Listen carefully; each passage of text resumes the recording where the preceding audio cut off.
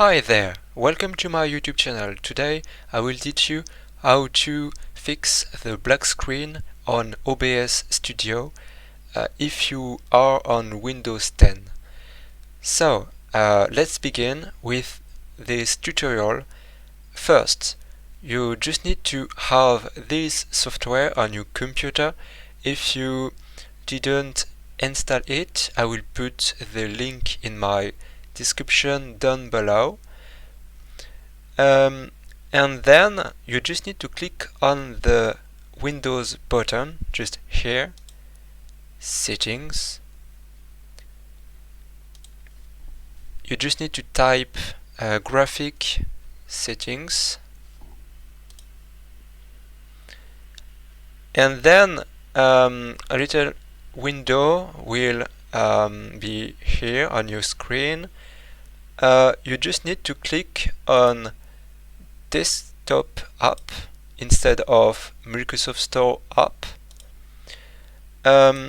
You just need to open OBS 64 on your computer.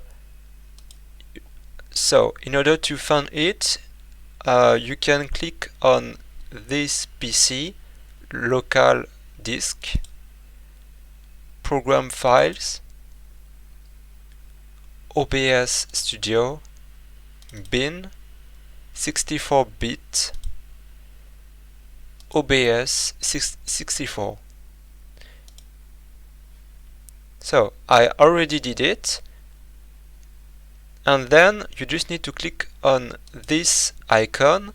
You can see the path for this application. Click on options and just need to click on power saving and save. You will see after restart your software OBS, the black screen is not here, and you can use OBS correctly on your PC after that. So I hope this tutorial was helpful for everyone. Don't forget to put a thumbs up and subscribe to my YouTube channel.